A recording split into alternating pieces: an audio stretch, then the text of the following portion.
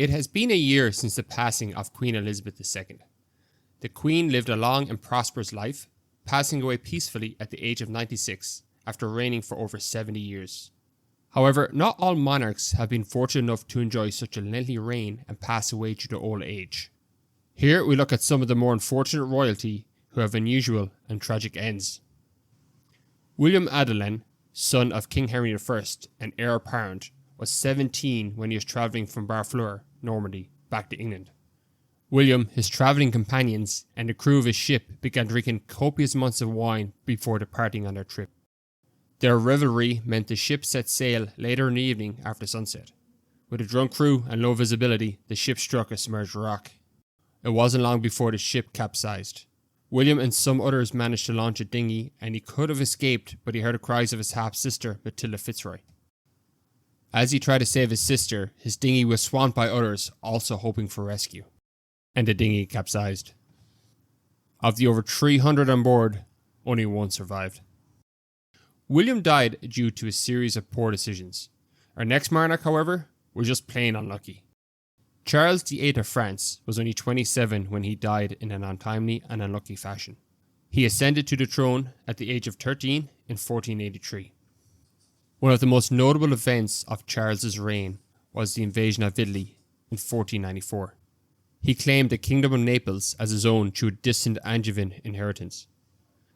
This was the first in a series of wars that became known as the Italian Wars, which lasted until 1559, long after his death. As on April 7, 1498, Charles died unexpectedly at Château d'Amboise in France. While heading to watch a game of tennis, he struck his head on the low lintel of a door. Little did he know, this caused a severe brain injury. When the tennis was over, Charles VIII fell into a coma and died hours later. But I would consider that a lucky death compared to our next unfortunate king. King Charles II of Navarre, also known as Charles the Bad, was made king in 1349 and ruled over lands in Navarre as well as extensive territory in Normandy. His holdings made him a pivotal figure during the 100 Years' War, in which he switched sides frequently. But he was just as famous for the manner of his death as he was for anything else, which is never a good thing. At the age of 54, Charles had fallen ill. His physicians suggested he be wrapped up in linen cloth soaked in brandy. It was believed that brandy had curative properties and would be absorbed through the skin. The task of sewing Charles into his alcoholic nitridress was given to a maid. When she was finished, she wanted to cut the thread. It is unsure why she didn't use the scissors, but she decided to burn the thread off with a candle. The inevitable happened as Charles became engulfed in flames. The maid fled in terror and Charles succumbed to his fiery pajamas.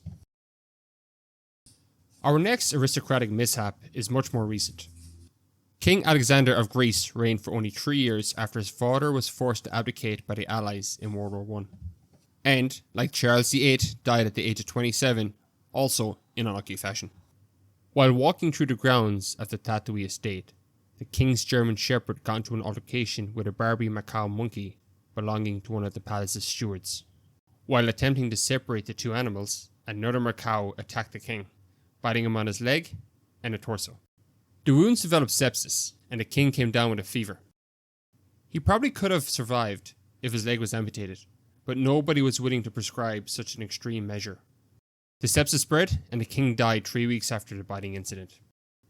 Alexander isn't the only king who has suffered a dental demise.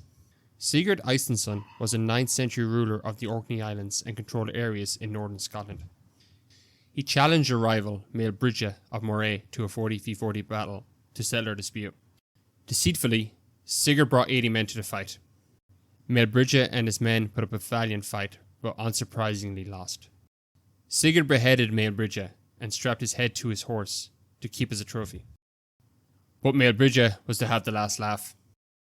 See, Maelbrige's nickname was the Buck-Tooted, and as his head bounced around on the side of the horse, his oversized gnashers cut the leg of Sigurd. The wound developed sepsis, and Sigurd died. I hope you enjoyed this episode of The Odd Historian. I am a brand new channel, so I'd appreciate the typical YouTubey things, like the video, and subscribe if you want more odd history. See you next time.